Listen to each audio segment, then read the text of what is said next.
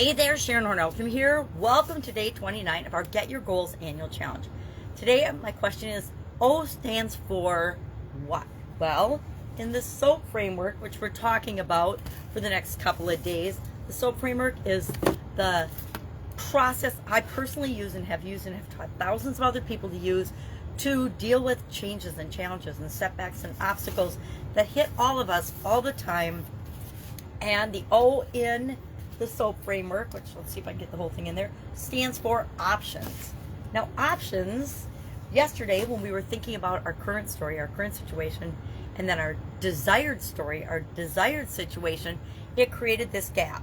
At least I think it probably did. If you've already got exactly what you want in an area or of your life, then there isn't a gap between where you are and what you want, right?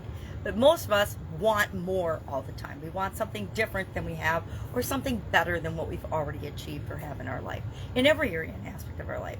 So yesterday I started thinking about, I've got an upcoming heart surgery, and I thought, okay, what's my current situation? What's the current story I'm telling myself about this heart surgery? Well, I've been through it before, and I survived, so I've got some experience with it, and I guess I tell everybody, and I tell myself, I'm not worried or nervous at all about it, but I probably am a little bit, because whenever you have any surgery, whenever you have any major surgery, there's possible consequences, right? So I want to go from feeling any nerves or any anxiety or any doubt, worry, or fear around this upcoming experience to my desired state is that I go through the surgery, no big deal, 100% confident that everything will be fine and it'll be easy and I will have a quick recovery, etc. So there's a gap between where I am right now and where I want to be, right? And before the surgery and then after the surgery, I want to be good as new and awesome and not have a long recovery. And I thought of a whole bunch of questions that I have that I haven't thought of before, because it's always been, well, it's going to be 9 years down the road, you don't have to worry about it. Well, now it's 13 years later, and this year sometime I'm going to have this heart surgery. So I'm lucky in that I've gotten a whole lot of extra years out of my internal cardiac device. But that's the situation that I am soaping as we go through the SOAP framework this time. And it's one that's big enough that I don't want to just do automatically. I want to actually consciously think about and plan and use the framework to make sure I have the best possible outcome, right? Some things we just let happen automatically. Other things, using the process because it's installed in my subconscious now.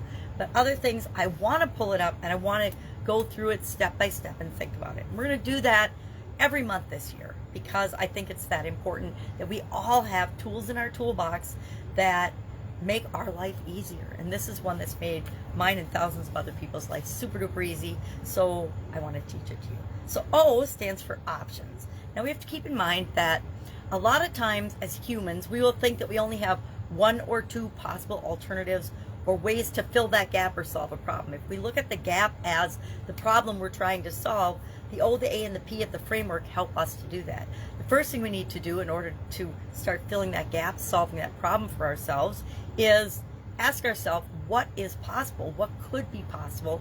And today the tool we're going to use is brainstorming.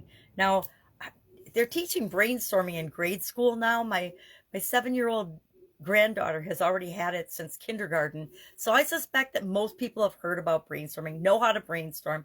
Basically, you just sit down and you think about, you don't have to sit, you can do it when you're walking, whatever works for you, but you start thinking about possible ways to begin solving the problem. Maybe one step, one action isn't going to get you from where you are to where you want to be, the seed current to the desired state, but you can still put it on the list, because maybe 2 or 3 small actions will solve the problem, will fill that gap for you.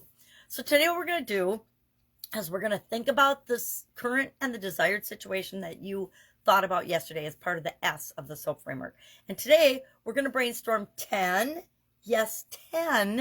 different possible things. Some can be big, some can be small, some can be outrageous things that you would absolutely possibly never do. But maybe one of mine would be have somebody else to have the heart surgery for me. That's impossible, right?